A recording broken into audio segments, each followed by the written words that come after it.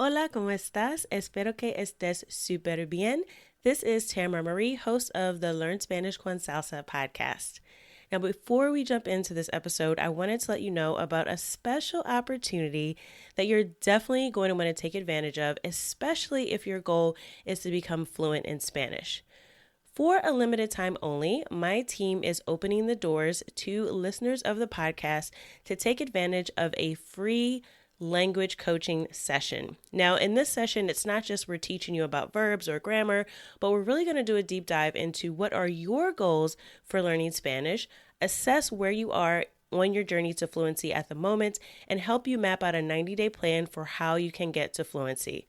So we are going to help you take your Spanish to the next level, whether you're afraid of speaking Spanish or you just get a little bit nervous when you're talking to native speakers, or maybe you've got some of the basics down, but you really know that you struggle with getting your Spanish to flow and your listening skills aren't up to par. Whatever it is, even if it is a specific grammar issue, we will help you map out how to tackle that. And normally these sessions do cost, so we are offering a few slots for free. There are limited spaces available and they'll only be open up through the end of the month. So make sure you sign up. Go to SpanishConSalsa.com/coach. That's SpanishConSalsa.com/coach to book your free language coaching session where we will help you map out a 90-day plan to get to Spanish fluency. Okay, let's get started with the episode.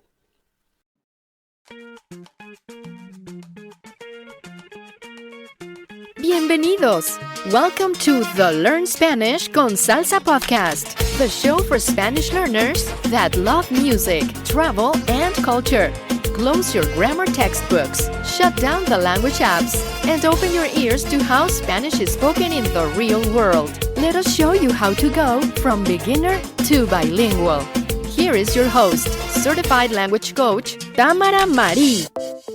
Hola y bienvenidos. Welcome to episode 1 of the Learn Spanish con Salsa podcast. In this episode, we're going to take a look at 3 Spanish hacks you didn't expect to learn from the song Despacito. Now, I'm pretty sure you're familiar with the song Despacito, but just in case you aren't, in the summer of 2017, if you were anywhere on the planet Earth, you probably heard the song Despacito by Luis Fonsi, and it also featured a verse by Daddy Yankee. There's even a remix done with Justin Bieber, so you really would literally have to be living under a rock to not know about this song. It had over 5.6 billion views on YouTube. It was a very, very popular song. Even though it came out back in 2017, it is still the most requested song that I get from the blog, LearnSpanishConSalsa.com. So I get lots of emails that are requesting different song activities to add to the site. And Despacito is still the number 1 requested song. So I figured for our first episode, we would just take a look at some things that we can learn from the song beyond just reading the lyrics. I mentioned in the previous episode that in this podcast, we're going to talk about effective ways to learn Spanish with music. And one of the keys to that is to really understand a little bit of the mechanics of the language, along with just getting down to what the song lyrics mean. So I'll talk more in future episodes about different strategies for how you can really use music to boost your fluency. But for now, let's take a look at the song Despacito and find out the 3 Spanish hacks that we can learn from this song. Okay, number 1. The first thing that we can take away from the song Despacito is actually in the title of the song itself. So you may be familiar with the fact now that the song Despacito actually means slowly. But the word for slowly in Spanish is despacio. So how did we get to Despacito? Well, there's a feature of the Spanish language that is very similar to the English language that's called the diminutive. So I'll explain a little bit about what that is. That is really just the grammar term for this phenomenon. It happens in a lot of languages, but I'll give you some examples in English first so you'll kind of get the concept. So in English, we have a way of adding certain endings to words if we want to make something sound cute or small or little or more as a term of endearment for a loved one. And we add a little ending that's like a Y or an IE. So here's some examples. Instead of just calling someone cute, you may say oh, that person's a cutie. Or your favorite pet, you might not just say, oh, that's my dog. You might say, oh, I have a doggy. Or a really common one that we probably don't think about are the words mom and dad. Oftentimes, children will say mommy or daddy. So those are all examples of the diminutive in English. We're just adding that Y or IE ending to the words. So that's the diminutive in English. In Spanish, the diminutive is very similar, except for the ending in Spanish is not IE or Y like it is in English. It's usually ITO, ito, or in the case of feminine words, it's ita, ITA, okay? So that is the diminutive form in Spanish. Now, there are a few other forms of the diminutive where it might actually, instead of being ITO, it might be ICO. So instead of ito, it would be ico. So that is another form of the diminutive, but the most common one is the ITO or ITA ending. Now, the diminutive is a lot more common in certain countries or certain regions than it is in others. I would say in the Caribbean, which is, you may be familiar with the song Despacito if you've seen the video, it's set in Puerto Rico. So it is actually very commonly used there. There's oftentimes when you might say it's even not necessary, but the diminutive is very common in Puerto Rico. So you might hear a lot of words that end in ito or ico that you can't find in the dictionary. And that's because they're the diminutive forms of other words. So starting with the song title, we have Despacio becomes Despacito. All right. And you can make the diminutive with virtually any word just using that same rule. So that's hack number 1, is how to form the diminutive. There are other examples in the song as well, not just in the title. So towards the end, there's a part where they repeatedly say pasito, pasito, which is the diminutive for paso, which means step. So paso becomes pasito. And they also say suavecito. So now you know that the word suave, which usually means smooth, is made diminutive by turning that ending to ito. So you can just add suavecito. And there are a couple of other examples, and there's one that I'm sure you know as a Spanish learner. It's probably the first diminutive word that you ever learned when people told you how to respond when someone said, do you speak Spanish? Right? So someone says, ¿hablas español? And you're a beginner. What do you say? Oh, hablo un poquito. Okay? Poquito is the diminutive of the word poco, which means a little. So you're saying, I speak a little bit of Spanish. Now you can also make names diminutive in Spanish, kind of like you can in English when you give someone a nickname. So for example, Deborah becomes Debbie in English. So there's something similar that happens in Spanish with the diminutive. So you may have heard the Spanish name Rosa. Now, the diminutive form of that is Rosita. Or if you saw the movie Coco, you may be familiar with the main character whose name was Miguel. Sometimes you may hear them refer to him as Miguelito. And again, it doesn't mean his name is Miguelito. It's sort of a nickname or a term of endearment. And they call him that probably because he's a young boy in the family. So he's little Miguel. So they call him Miguelito. Now let's move on to hack number 2.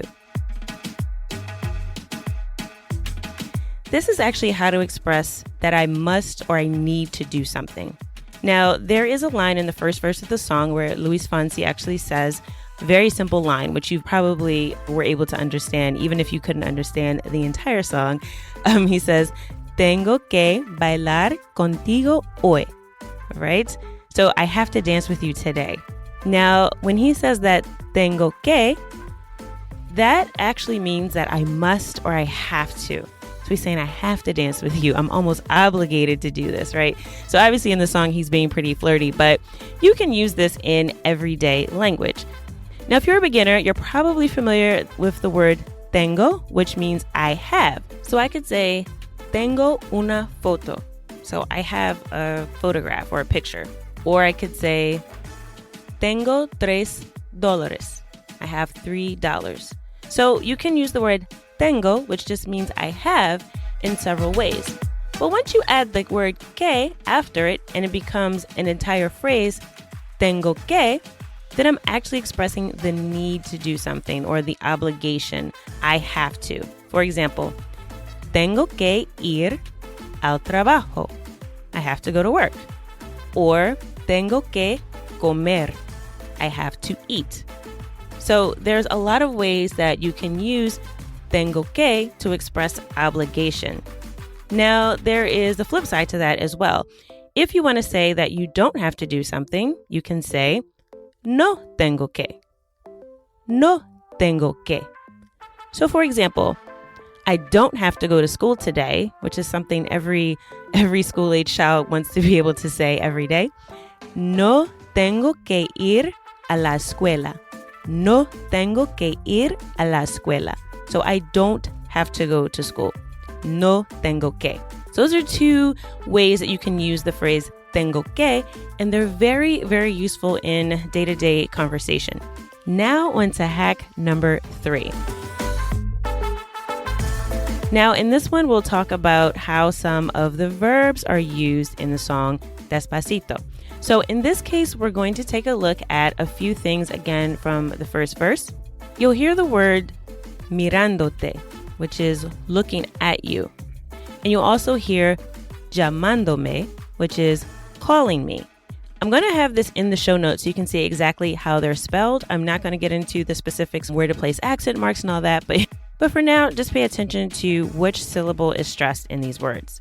Now, unless you're looking at it, you may not even have known that that is all one word. It actually may sound like it's 2 or 3 words, but when it's written, it's actually all one word, and I'll explain why. So, very briefly, mirando, which is looking at, and llamando, which is calling, those are what's called the gerund in grammar terms, and that basically means an action that's in progress. So in English, that's the ing ending. So doing, making, calling, thinking. Those are all gerunds in English. So in Spanish, instead of an ing ending, you'll often hear the ending ando, which is ando, or you'll hear the ending iendo, yendo. Those are the gerund endings for Spanish verbs. So we actually hear an example of an AR verb. So we hear mirando, and the same thing with the verb llamar, to call, we hear llamando. So that's a simple way to know that you're hearing a gerund or an action that is currently in progress. So anytime you hear a word that ends in ando or yendo, that is 9 times out of 10 going to be a gerund. So even if you don't know the exact verb meaning, you'll know that someone is talking about an action in progress. There are other examples later in the song where you'll hear pensando and some other verbs as well. But I want to talk a little bit about how it is that we added something onto the end of these words, okay? So it's not just mirando, it's mirándote, all right? So what is that te? So I mentioned earlier that mirándote actually means looking at you. So that te actually means at you. And I'm not going to get too far into the grammar on this one, but just suffice it to say that when you hear te, it's referring to you. Okay, so in this case, looking at you is mirándote. And in Spanish, you can go ahead and just tack that on to the end of a verb and say, instead of just saying mirando, you can say mirándote. So, for example, if I wanted to say, I am calling you, I could say, estoy llamándote. Now, in the second example, where he says, llamándome, okay, he's saying, you are calling me. So that me at the end is actually spelled just like me in English, right? M-E, but you pronounce it me. So it's llamándome, calling me. So just like we're able to add te at the end of a gerund, we can also add me. So I could say, you are looking at me. Tú estás mirándome. So you are looking at me instead of looking at you. Mirándote, looking at me, is mirándome. Estás, which is you are, llamándome. You are calling me. Okay, so there's different ways you can use that as well with the gerund in Spanish. So there are other things that you can do with that. I'm not going to, again, get deeper into it. We're just going to pull a few things from the song that we can use. And I do have a more in-depth breakdown of the song and all the lyrics I will include a link in the show notes so that you can actually access and download the lyrics to the song. And I have a little bit more in-depth lesson where I show you some additional examples of how you can use these 3 Spanish hacks and learn from the song. So that's the action that you can take from this episode. Go ahead and download the lyrics to the song, and also think about some ways that you can use the 3 hacks that we just reviewed in this episode in your next Spanish conversation. So again, in review, number 1 was the diminutive in Spanish. So the word despacito is a diminutive for despacio. The second thing we looked at was tengo que, I have to. So being able to express need or obligation to do something. And the third hack that we talked about that you would have never expected to learn from the song Despacito is using the gerund in Spanish or describing an action in progress. And for a little bonus, we talked about how we could add me or te to the end of the gerund to really describe who the action is being done to. So that's it for this episode of Learn Spanish con Salsa. I hope that you were able to learn something new. Gracias por escuchar. Thank you for listening. I look forward to continuing to be a part of your journey from beginner to bilingual. Adios.